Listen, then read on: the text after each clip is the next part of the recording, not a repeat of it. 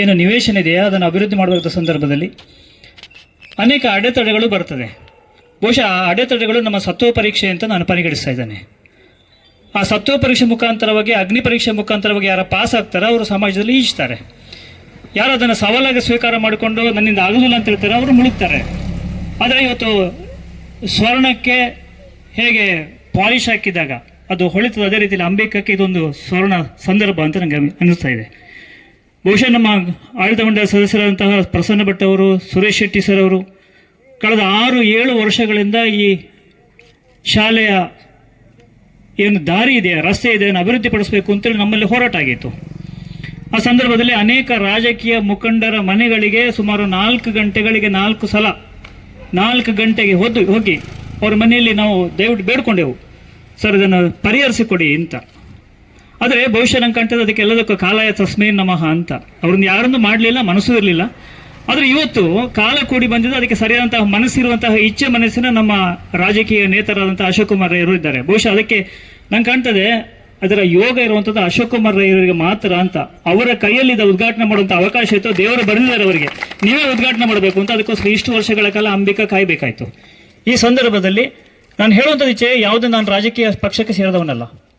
ನಾನು ಎಲ್ಲ ರಾಜಕೀಯದಿಂದ ಸಮಾನಾಂತರವಾಗಿ ದೂರದರ್ಶಕ್ಕೋಸ್ಕರ ನಮ್ಮ ಶಾಲೆಯನ್ನು ಪ್ರಾರಂಭ ಮಾಡಿದ್ದೇನೆ. ದೇಶ ಭಕ್ತರ ಒಂದು ಪಾಠ ನಿರ್ಮಾಣ ಆಗಬೇಕು ಅಂತ ಉದ್ದೇಶದಿಂದ ಅಂಬಿಕಾ ಅವರು ಬಂದಿದ್ದಾರೆ. ನಾನು ಎಲ್ಲ ಶಾಲಾ ಮಕ್ಕಳಿಗೆ ಇರುವಂಥದ್ದು ಅಥವಾ ಪತ್ರಿಕಾ ಮಾಧ್ಯಮಗಳಿಗೆ, ಜನತೆಗೆ ನಾನು ತಿಳಿಸುವಂತಂದರೆ ಇಂಥ ಒಂದು ರಾಜಕೀಯ ನಾಯಕರು ಬೇಕು ಅಂತ.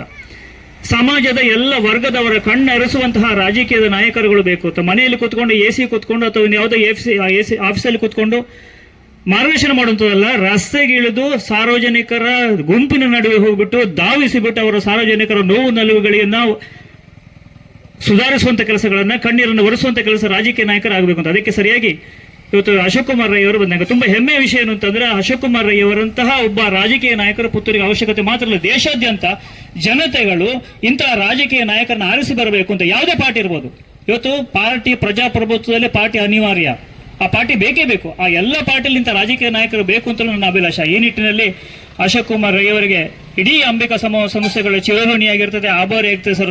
ನಿಜವಾಗಿ ನಿಂತ ನಾಯಕರು ಎಲ್ಲ ಕಡೆಯಲ್ಲೇ ಬರಲಿ ಅಂತ. ಪುತ್ತೂರಿನಂಥ ಶಾಸಕರು ಕರ್ನಾಟಕದಾದ್ಯಂತ 124, ಐ ಥಿಂಕ್ ಇಟ್ಸ್ 124, 224 ಅಂತ ಶಾಸಕರು ಬರಬೇಕು ಅಂತ. ಆಗದ್ದಾಗ ಮಾತ್ರ ಸಮಾಜ, ದೇಶ ಅಭಿವೃದ್ಧಿ ಆಗ್ಲಿಕ್ಕೆ ಸಾಧ್ಯ ಅಂತ ಹೇಳ್ತಾ, ನಮ್ಮ ಸಣ್ಣ ಇವತ್ತು ಏನು ಪರಿಹಾರ ಕಂಡುಕೊಂಡಿದ್ದಾರೆ ಅವರು, ಅದಕ್ಕೆ ಒಂದು ಅನೇಕ ಸಮಸ್ಯೆಗಳಿಂದ ಮುಕ್ತವಾಗಿ ಬಿಟ್ಟು ಒಂದು ಗುಂಪು ಇತ್ತು, ಇದಕ್ಕೆಲ್ಲದಕ್ಕೊಂದು ಗುಂಪು ಇತ್ತು. ಆದರೆ ಅದನ್ನೆಲ್ಲ ಭೇದಿಸ್ಬಿಟ್ಟು ನಾನು ಪೇಪರ್ಲಿ ಇವತ್ತು ಜಾಹೀರಾತು ಕೊಟ್ಟಿದ್ದೇನೆ. ಅದನ್ನು ಭೇದಿಸುವಂತಹ ತಾಕತ್ತಿದ್ದಂಥದ್ದು ಅಶೋಕ್ ಕುಮಾರ್ ಅವರಿಗೆ ನಮ್ಮ ಪರವಾಗಿ, ಇವತ್ತು ಅಂಬಿಕಾದ ಪರವಾಗಿ ನಮ್ಮ ಎಲ್ಲರ ಹಿರಿಯರಾದಂತಹ ಸುರೇಶ್ ಶೆಟ್ಟಿ ಸರ್ ಅವರು ಒಂದು ಚೆಕ್ಕನ್ನು ನೀಡುವ ಮೂಲಕವಾಗಿ ಅದರ ಪರಿಹಾರದ ಬಗ್ಗೆ ಅಶೋಕ್ ಕುಮಾರ್ ಅವರು ಧಾವಿಸಿಬಿಟ್ಟು ಒಂದು ಹೇಳಿದರು, ಅವರು ಇಂಥ ಒಂದು ವ್ಯವಸ್ಥೆ ಮಾಡಬೇಕು ಅಂತ. ಅದಕ್ಕೆ ಬದ್ಧರಾಗಿಬಿಟ್ಟು ಅದನ್ನು ಸುರೇಶ್ ಶೆಟ್ಟಿ ಸರ್ ತನ್ನ ಕೈಯಿಂದ ಅಶೋಕ್ ಕುಮಾರ್ ಅವರಿಗೆ ವರ್ಗಾವಣೆ ಮಾಡಬೇಕು. ಅದರ ಬಗ್ಗೆ ನಾವು ಏನು ಮಾತಾಡಿದ್ದೇವೆ ಅದಕ್ಕೆ ನಾವು ಬದ್ಧರಾಗಿದ್ದೇವೆ, ಅದನ್ನು ಇವತ್ತು ಪರಿಹಾರ ಮಾಡ್ತಿದ್ದೇವೆ. ಅದಕ್ಕೆ ನಾವು ಬದ್ಧರಾಗಿಬಿಟ್ಟು ಸ್ಪಂದಿಸ್ತಾ ಇದ್ದೇವೆ. ದಯವಿಟ್ಟು ಅದನ್ನು ತಗೊಳ್ಬೇಕು. ನೀವು ಅದು ಮುಂದಾಳುತ್ವ ವಹಿಸಿಕೊಂಡು ಇದನ್ನು ಪರಿಹಾರ ಮಾಡಿದಿರಿ. ಇದಕ್ಕೆ ಇನ್ನು ಮುಂದಕ್ಕೂ ಇದಕ್ಕೆ ರಾಜಕೀಯವಾಗಿ ಮತ್ತು ಎಲ್ಲದಕ್ಕೂ ಪರಿಹಾರ ಕಂಡುಹಿಡಿದ ಕೆಲಸಗಳನ್ನು ನೀವು ಮಾಡ್ತೀರಿ ಅಂತ ಇಷ್ಟುತ್ತಾ ಮತ್ತೊಮ್ಮೆ ಹೃದಯಾಂತಳದಿಂದ ಎಲ್ಲ ಪೋಷಕ ಬಂಧುಗಳ ಪರವಾಗಿ ಇವತ್ತು ಸರ್ ನಾನು ಹೇಳ್ತಾ ಇರೋದು, ಮಕ್ಕಳಿಗೆ ಪಾಪ ಆ ಮಕ್ಕಳು ಅಲ್ಲಿ ಆ ಮುಳ್ಳಿನ ಬಲ್ಲೆಯಲ್ಲಿ ಎಡೆಯಲ್ಲಿ ಎಷ್ಟು ಚರ್ಮವನ್ನು ಕಿತ್ಕೊಂಡು ಹೋಗುವಂಥ ವ್ಯವಸ್ಥೆಗಳಾಗುತ್ತೆ, ಎಷ್ಟು ನೋವಿತ್ತು ಆ ಮಕ್ಕಳಿಗೆ, ಕೈಯಲ್ಲೆಲ್ಲ ಬರೆ ಬರ್ತಾ ಇತ್ತು. ಅದನ್ನೆಲ್ಲ ನೀವು ನೋಡಿದಿರಿ. ಆ ಮಕ್ಕಳಿಗೆ ಇವತ್ತು ನಿಜವಾಗ್ಕೊಳ್ಳೋದ್ರೆ ಆ ಮಕ್ಕಳು ಮತ್ತು ಪೋಷಕರಾಗುವಂಥ ಅತ್ಯಂತ ಶ್ರೇಷ್ಠವಾದಂಥ ವರದ ನಮ್ಮ ಶಾಸಕರಿಂದ ಅನ್ನೊಂದು ಹೇಳ್ತಾ ಇರುವಂಥದ್ದು. ನಿಜ ಮುಕ್ತಿಯಾಗಿದೆ ಆ ಮಕ್ಕಳಿಗೆ ಅಂತ.